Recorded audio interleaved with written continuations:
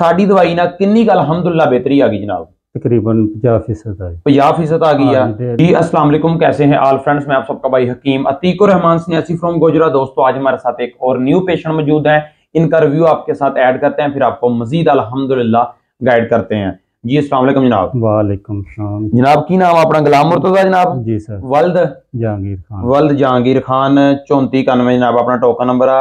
अच्छा गुलाम मुर्तजा साहब, पंजाबी दी एक कहावत आ, तुसी सरकार अपनी कवरे पैना, असीं अपनी कवरे पैना, गल जिहड़ी हक सच दी होवे, ठीक है, दूसरे दोस्तां दी मदद वास्ते हेल्प वास्ते पाई दी जनाब, ठीक है। ते जनाब मसला है कि नहीं अपना 2.5 साल तो मसला सी जनाब? 2.5 साल तो मसला ही।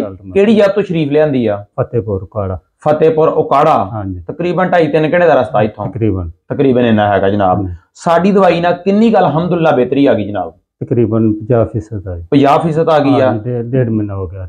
ठीक है जनाब। बोलन च भी अपना पहलों बेहतरी है, बोलन च भी माशाल्लाह बेहतरी है, लत भी माशाल्लाह बहुत बेहतर है, बाजू चुको हाँ ऊपर हुण इन्ना माशाल्लाह जान लग पिया अल्हम्दुलिल्लाह। अल्लाह पाक ने बहुत फजल किया। 2.5 साल पुराना मसला सी ना? 2.5 साल सी ना पुराना? अल्हम्दुलिल्लाह जनाब। जिन्ना मर्जी दोस्तों पुराना मसला होवे, भावें 2.5 साल तो भावें 25 साल पुराना मसला होवे, तमाम दोस्तों ने मेरी यही रिक्वेस्ट आ, मालिश तो नहीं सर तुहानू एक दिन भी दी? मैडम एक कतरा भी तेल दा नहीं दिता, सिर्फ खाण नू दवाई दे दी है जी।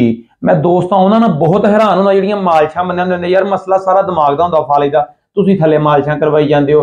तमाम भैणां भरावां नूं मेरी रिक्वेस्ट है मसले नूं समझो, उहदे मुताबिक मेडिसिन दो। अल्हम्दुलिल्लाह अल्लाह ज़ात पाक फजल ही फजल कर देंदी, शफा अल्लाह पाक देंदी, लेकिन कम से कम मसले नूं समझ के यार मेडिसिन दो।